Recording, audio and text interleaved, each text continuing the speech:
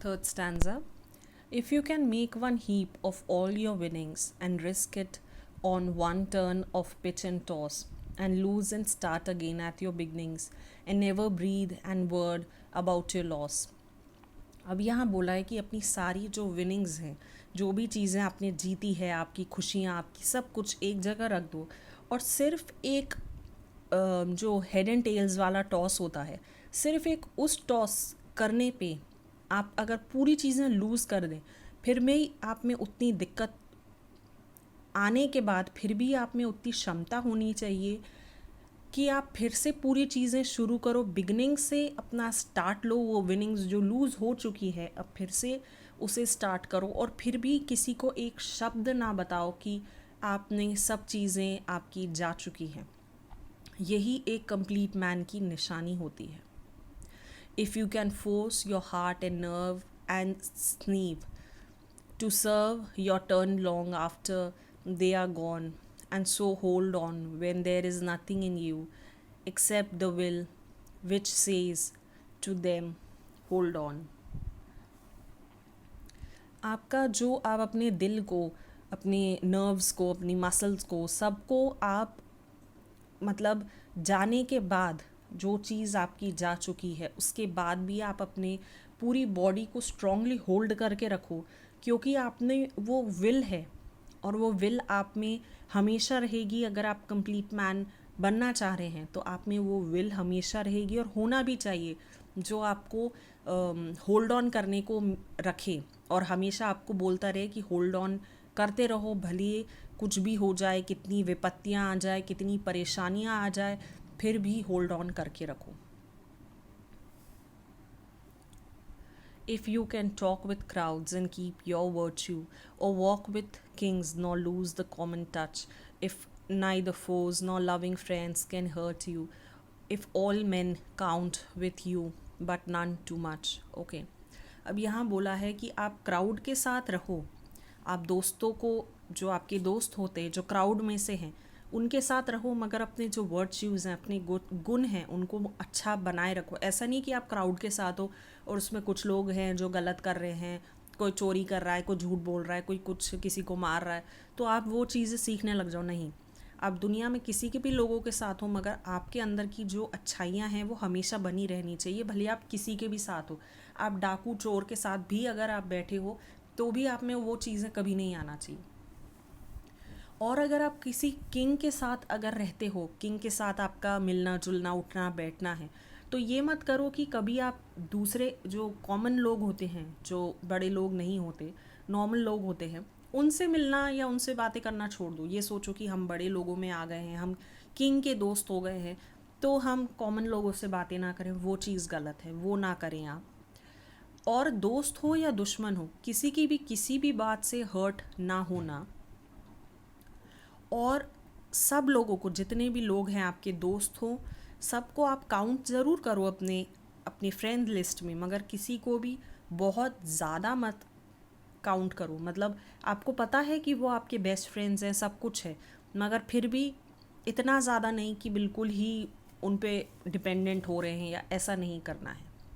If you can fill the unforgiving minute with 60 seconds worth of distance run, yours is the earth and everything that is in it, and which is more, you'll be a man, my son. If you can fill the unforgiving minute, अब वो 1 minute का जो क्षण का एक distance होता है जो आपको तय करना रहता है, जिसके अंदर आप या तो अच्छे की तरफ हो सकते हैं या बुरे की तरफ हो सकते हैं, या तो आप किसी को फॉरगिव कर सकते हैं या उसको पनिश कर सकते हैं। ये जो चीज़ें हैं, ये अगर आपने वो उस 1 मिनट को आपने फॉरगिव कर दिया और आपने वो चीज़ को सही, जो आपको रहना है वैसे आप रह गए, तो समझ लो ये धरती आपकी है, सब कुछ आपका है, इसके अंदर जो चीज़ें हैं सब आपकी है और आप ही हो वो कंप्लीट मैन। माय सन, अब ये बोला गया है किसने? वैसे तो ये माय सन जनरली ऐसा बताया गया है कि गॉड ने रेफ़र किया है कि मैन को बोला है कि ये पूरा तुम्हारा सब कुछ है, मगर ये सिर्फ बहुत ही कम लोगों में ये वर्च्यूज़ पाए जाते हैं, ये अच्छाइयाँ पाई जाती है जो इस पूरे चैप्टर में दी गई है। यहाँ पर अपनी पूरी पोएम कंप्लीट होती है, इसके बाद अपन एक्सरसाइज करेंगे. Okay, exercises vocabulary first. Fill in either if or whether in the following sentences. The question is whether to go or stay. Second, it depends on whether he's ready or not. Third, it's your decision whether you go or stay. Fourth, I wonder if we should tell her or not. Fifth, if I were you. Sixth, if you pour oil on water it floats. Seventh, if she should phone, tell her I'm out. Okay. Second, explain the meaning of the following words in the poem. Okay. अब यहाँ पर मैं आपको इनके meaning बताऊंगी. Triumph का है great achievement और success. Disaster, loss through damage और death. Will, mental power by which one can direct one's thought and actions. The earth, the planet on which we live. A man, a real human being, a complete man. Okay, ये हो गए आपके meaning. Next है third, right different meanings of the following words. इसमें different meaning लिखना है. हर एक जो वर्ड है उसका 2 या 3 मीनिंग लिखना है, तो अपन 2 मीनिंग लिखेंगे.